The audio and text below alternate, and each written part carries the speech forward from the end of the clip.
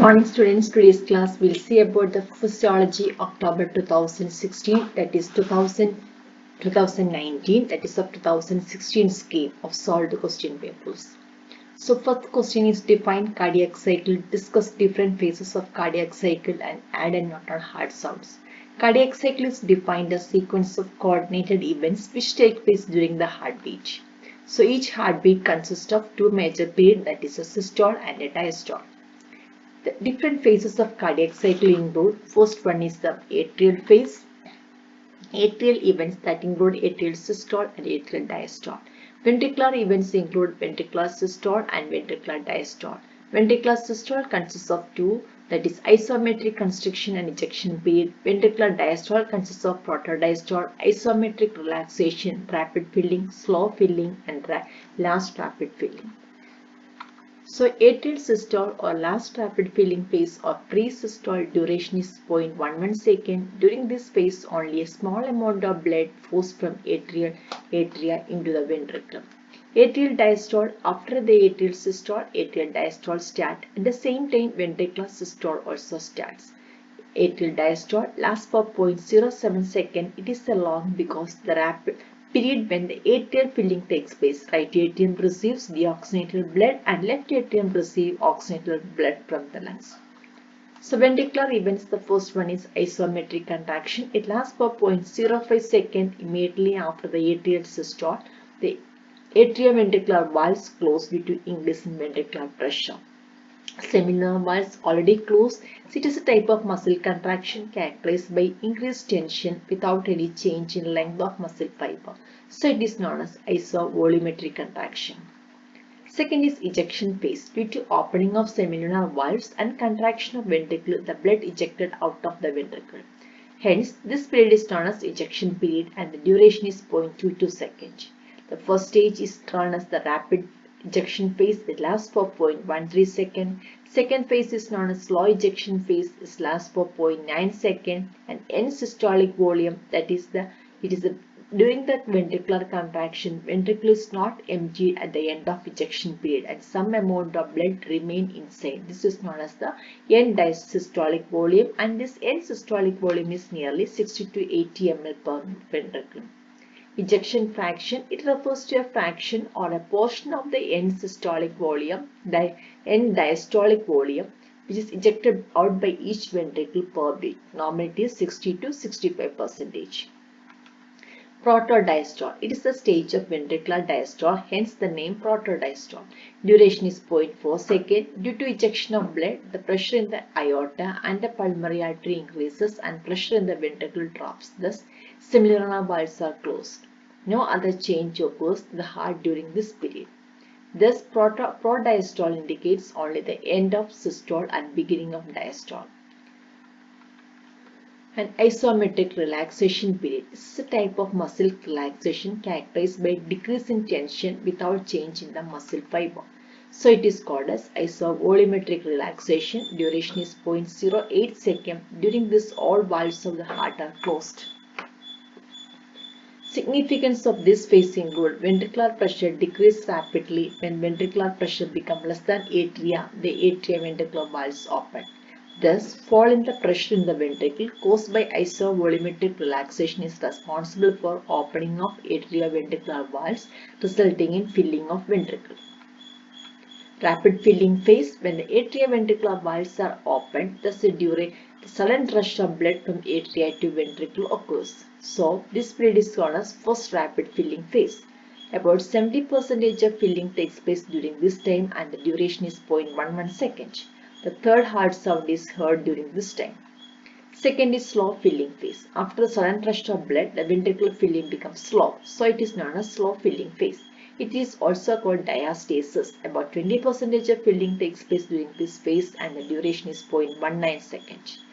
Last filling phase, it occurs because of atrial systole. After a slow filling, atria contracts, small amount of blood enters the ventricle from the atria and the cycle is repeated. It is also known as last rapid filling phase and about 10% of ventricle filling takes place by this time. The third part of the first question was add and not a hard sound. During each cardiac cycle, 4 heart sounds are produced. They can be recorded phonographically, and record is called phonogram. It is the first 2 heart sounds are usually heard. The first heart sound, otherwise known as S1, it is caused by sudden closure on the mitral and tricuspid valve at the start of ventricular systole. Duration is 0.15 seconds and frequency is 25 to 45 Hz. Character syllable lab coincides with R wave in the ECG, depends on the force of ventricular contraction. Second heart sound is known as S2. It is caused by the closure of aortic and pulmonary valves after the end of ventricular systole. Duration is 0.12 seconds, frequency is 50 Hz and character syllable dub. Third heart sound, it occurs during the ventricular filling. It is soft, low pitch with duration of 0.1 second. And fourth heart sound heard after the first heart sound, if the sound is not normal, occur only if the high atrial pressure. The second question is draw a normal oxygen dissociation curve or ODC. What are the factors cause shift of ODC? This is the normal oxygen dissociation curve. Oxygen hemoglobin dissociation curve plots the proportion of hemoglobin in its saturated form on the ventricular axis against the prevailing oxygen tension on the horizontal axis. Important tool for understanding how blood carries and releases oxygen. More specifically, it relates between the percentage of oxygen carrying capacity of the hemoglobin and partial pressure of oxygen. The shift to right occurs in the oxygen hemoglobin dissociation curve. In the following conditions, shift to right: decrease in the partial pressure of oxygen, increase in partial pressure of carbon dioxide, increase in hydrogen ion concentration and decrease in pH, increase body temperature, excess DPG. In conditions like muscular exercise and high altitude, the DPG increases in RBC. Shift to left occurs in fetal blood because fetal hemoglobin has got more affinity of oxygen than adult hemoglobin, decrease hydrogen ion concentration and increase in pH. The third question is define GFR. What are the factors influencing GFR? Globular filtration is the process by which the blood that passes through the glomerular capillaries is filtered through the filtration membrane. The factors affecting GFR include renal blood flow. GFR directly proportional to the renal blood flow. Tubuloglomerular feedback. It is the mechanism that regulates GFR to the renal tubule and macula densa. When the glomerular filtrate is passing through the terminal portion of the thick ascending segment, the macula densa acts as a sensor. It detects the concentration of sodium chloride in the tubular fluid and accordingly alters the glomerular blood flow and GFR. Glomerular capillary pressure. The GFR is directly proportional to the capillary pressure. Colloid osmotic pressure. GFR is inversely proportional to the colloid osmotic pressure, which is excreted by the plasma proteins in glomerular capillary blood. Hydrostatic pressure in Bowman's capsule. GFR is inversely proportional to this. Constriction of afferent arteriole. Constriction of afferent arteriole reduces the blood flow to the glomerular capillaries, which in turn decrease the GFR. Constriction of efferent arterioles. If it is constricted, initially the GFR increases, but later it decreases the GFR. Systemic arterial pressure. Variation of pressure above 180 mm of mercury or below 60 mm of mercury affects renal blood flow and GFR accordingly because the autoregulatory mechanism falls beyond this range. Sympathetic stimulation. Strong sympathetic stimulation causes severe constriction of blood vessels by releasing neurotransmitter substance called noradrenaline. Surface area of capillary membrane. GFR is directly proportional to the surface area of capillary membrane. Permeability of capillary membranes. GFR is directly proportional to the glomerular capillary membranes. Contraction of glomerular mesangial cells. Constriction of these cells decrease the surface area of capillaries, resulting in reduction of GFR. Short notes on active transport. Active transport is the movement of substance against the chemical or electrical or electrochemical gradient. It is like swimming against the water tide in a river. It is also called uphill transport. Active transport requires energy, which is obtained mainly by breakdown of high energy compounds like adenosine triphosphate. Mechanism of active transport. When a substance to be transported across a cell membrane comes near the cell, it combines with a carrier protein of the cell membrane and forms a substance-protein complex. This complex moves towards the inner surface of the cell membrane. Now, the substance is released from the carrier protein. The same carrier protein moves back to the outer surface of the cell membrane to transport another molecule of the substance. The active transport is of two types. First one is the primary active transport. Primary active transport is type of transport mechanism in which the energy is liberated directly from breakdown of ATP. By this method, substances like sodium, potassium, calcium, hydrogen and chloride are transported across the cell membrane. The second type is secondary active transport. Secondary active transport is transport of substances with sodium ion by means of a common carrier protein. When sodium is transported by a carrier protein, another substance is also transported by the same protein simultaneously, either in the same direction or in the opposite direction. Thus, transport of sodium coupled with transport of another substance. In addition to primary and secondary active transport system, there are some special categories of transport system which generally called vesicular transport. That is endocytosis. Endocytosis is defined as a transport mechanism by which macromolecules enter the cell. Macromolecules cannot pass through the cell membrane either by active or by passive transport mechanism. Such substances transported to the cell by endocytosis. Exocytosis. It is a process by which substances are expelled from the cell. In this process, the substances are extruded from the cell without passing the cell membrane. This is the reverse of endocytosis. Third is transcytosis. Transcytosis is a transport mechanism in which extracellular macromolecule enter. And structure and function. The next question is structure and functions of platelets. Platelets or thrombocytes are formed elements of blood. They are small, colorless, non-nucleated and moderately refractive bodies. The platelets constituted by a cell membrane which is of 6 nanometer thick, contains lipids in the form of phospholipids, cholesterol and glycocalyx and glycoproteins. Microtubules. They form a ring around the cytoplasm below the cell membrane. They are made up of polymerized protein called tubulin.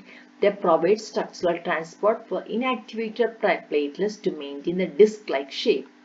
Cytoplasm. Cytoplasm is that platelets consist of the cellular organelles, Golgi apparatus, endoplasmic reticula, mitochondria, microtubule and different type of granules. Normal platelet count is 25,000. It ranges from 2 lakhs to 40 lakhs cubic millimeter of blood. Functions of platelets. Normally, platelets are inactive and execute their actions only when activated. Activated platelets immediately release many substances. This process of platelet release reaction. First is the role in blood clotting. Platelets are responsible for formation of intrinsic prothrombin activator. This substance is responsible for onset of blood clotting. Second, role in clot retraction. In the blood clot, blood cells include platelets are entrapped between the fibrin threads. Cytoplasm of the platelets contains the contractile proteins, namely actin, myosin and thromboestin, which are responsible for the clot retraction. Role in prevention of blood loss or hemostasis. Platelets accelerate hemostasis by 3 ways, that is by secrete 5-HT which cause constriction of blood vessels due to adhesive properties and because by formation of a temporary platelet seal the damage of the blood vessels. And role in repair of ruptured blood vessel. Platelet derived growth factor formed in cytoplasm of platelets is useful for repair of endothelium and other structures of the ruptured blood vessel. Role in defense mechanism. By the property of agglutination, platelets encircle the foreign bodies and destroy them. So these 5 are the functions of platelets. Next is actions of insulin. First is action on carbohydrate metabolism. Insulin is the only anti-diabetic hormone secreted in the body. That is, it is the only hormone in the body that reduces blood glucose level. Insulin reduces the blood glucose level by following actions on carbohydrate metabolism. The first one is increased transport and uptake of glucose by the cells. Insulin facilitates transport of glucose from the blood into the cells by increasing the permeability of cell membrane to glucose. Insulin stimulates rapid uptake of glucose by all tissues, particularly liver, muscle, and adipose tissue. Second, by promote peripheral utilization of glucose. Insulin promotes peripheral utilization of glucose. In the presence of insulin, glucose which enters the cell oxidizes immediately. The rate of utilization depends upon intake of glucose. Third is promote storage of glucose. Glucogenesis. Insulin promotes rapid conversion of glucose into glycogen, which is stored in the muscle and liver. Thus, glucose is stored in two organs in the form of glycogen. Inhibits glycogenolysis. Insulin prevents glycogenolysis, that is breakdown of glycogen into glucose in the muscle and liver. Inhibits gluconeogenesis. Insulin prevents gluconeogenesis, that is the formation of glucose from proteins, by inhibiting the release of amino acid from muscle and by inhibiting activities of enzyme involved in gluconeogenesis. Second is on protein metabolism. Insulin facilitates synthesis and storage of protein and inhibits cellular utilization of protein by following action. Facilitate transport of amino acid into the cell from the body blood by increasing permeability of cell membrane. Then accelerating protein synthesis by influencing description of DNA and increasing translation of mRNA. Preventing protein catabolism by decreasing the activity of cellular enzymes which act on proteins, then preventing conversion of protein into glucose. Thus, insulin responsible for conversion and storage of protein in the body. Third is on fat metabolism.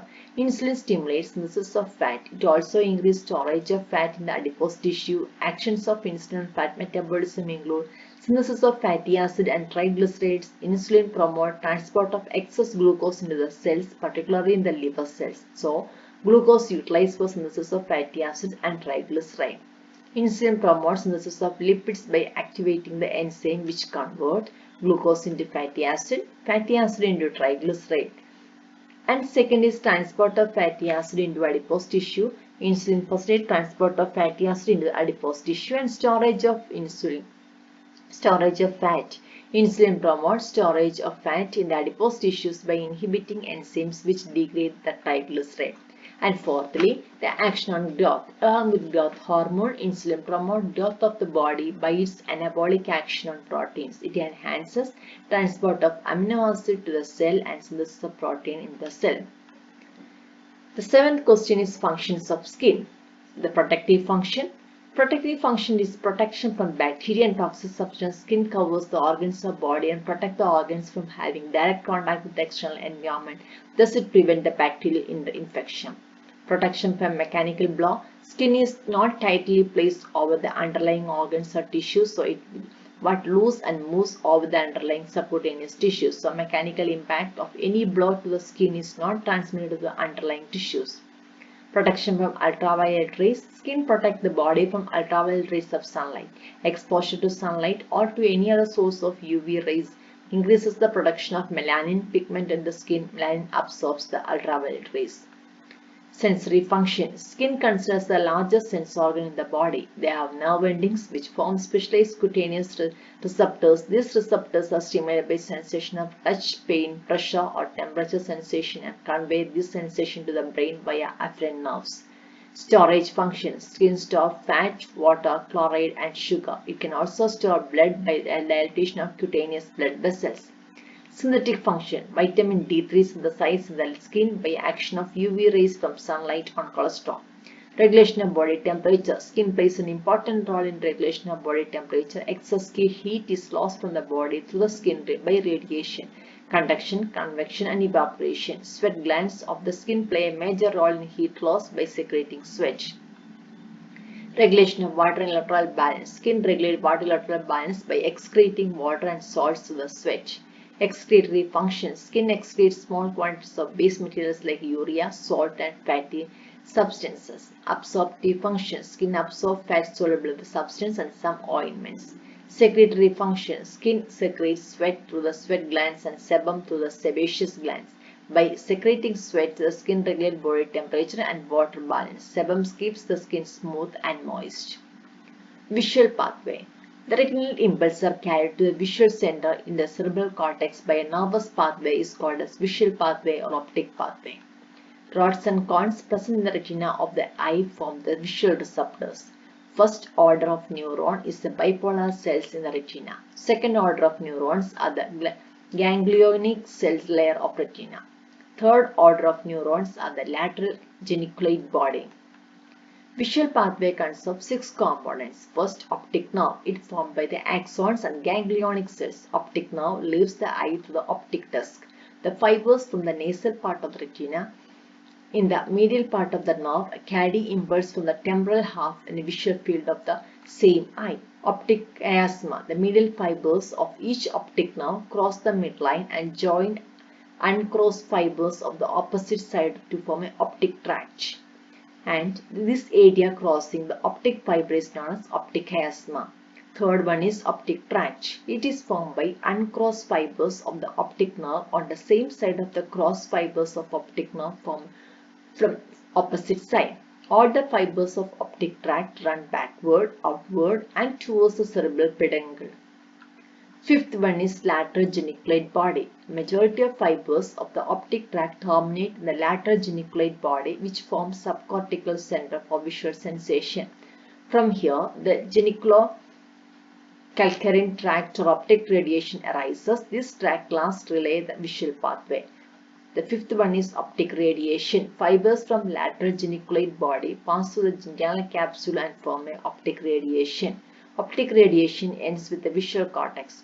Then sixth one is visual cortex. The primary center for vision is called visual cortex and it is located in the medial surface of the occipital lobe.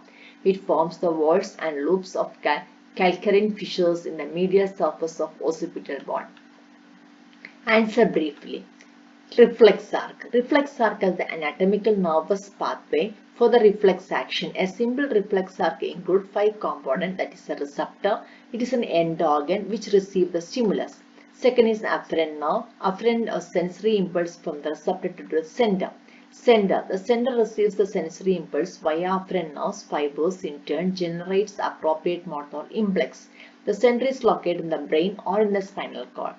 Efferent nerve or motor nerves transmit the motor impulses from the sender to the afferent organ. Efferent organ is a structure, just muscle or gland, where the activity occurs in response to a stimulus. What is cyanosis and what is the type of cyanosis? Cyanosis is defined as diffuse bluish discoloration of the skin and mucous membrane. It is due to the presence of large amount of reduced hemoglobin in the blood. Quantity of reduced hemoglobin should last at least 5 to 7 gram per deciliter in the blood to cause cyanosis. There are central cyanosis. Central cyanosis refers to generalized cyanosis apparent in the lips, tongue and sublingual tissues in addition to the hands and feet. In fact, it would be visible in the lips, tongue, etc. The systemic cause causing hypoxia for central cyanosis to occur. Peripheral cyanosis causes bluish discoloration of hands and feet occur if the vasoconstriction and diminished peripheral blood flow. Mixed when there are both central and peripheral causes. Cyanosis due to abnormal pigment. When an abnormal pigment in the blood due to drug intake or other reason imparts abnormal color. Technically, this would be a type of central cyanosis. Maturation reflex. It is the reflex by which maturation occurs. It is elicited by stimulation of stress receptor situated on the wall of urinary bladder and urethra. When about 300 to 400 ml of urine is collected in the bladder, the intravesical pressure increases. This stretches the wall of the bladder, resulting in stimulation of stress receptors and generation of sensory impulses. Once urine enters urethra, the stretch receptors in the urethra are stimulated and send afferent impulses to the spinal cord via pelvic nerve fibers. Now the impulses generated from the spinal centers inhibit pudendal nerve, so external sphincter relax and maturation occurs. Once maturation reflex begins, it is a self-regenerative. That means initial contraction of bladder further activates receptors to cause still further increase in sensory impulse from a bladder and urethra. These impulses in turn can cause further increase in reflex contraction of the bladder. The cycle continues repeatedly until the force of contraction of bladder reaches the maximum and urine is voided out completely. Differentiate between hemostasis and homeostasis. Hemostasis is the stopping of flow of blood from the circulation system in animals. Homeostasis is the tendency to maintain a relatively stable internal conditions by a system of feedback control. Hemostasis helps the circulatory system to perfuse the right organ, mechanism by which the biological system maintains equilibrium. Hemostasis prevents the blood loss from the circulation when the blood vessel is ruptured, but it maintains a stable internal condition. Wound healing and blood clotting are the examples of hemostasis. Regulation of body temperature, acidity, alkalinity are the examples of homeostasis. Difference between resting potential and action potential. Resting potential is the resting voltage or the membrane potential of a non-excited nerve cell at rest, whereas action potential is the membrane potential of an excited nerve cell during a transmission of nerve impulse. Resting potential is relatively static, while an action potential is rapid rise and fall when considering a particular location on the membrane. Resting potential does not allow transmission of nerve impulse at rest, while action potential allows the transmission of nerve impulses through the membrane. The last question is RH incompatibility and ABO incompatibility. If the mother's blood has antibodies that do not work with the blood type of a baby, the newborn will experience blood incompatibility. That means ABO. Is mild comparison to the RH incompatibility. Common, it occurs if the baby's blood group is A or B but mother's is O. RH incompatibility, the maternal and IgG antibodies form after a maternal exposure to fetal RH positive blood during the birth or pregnancy related complications. ABO incompatibility, on the other hand, rarely present with complications and does not require immunoglobulin prophylaxis. Thank you for listening.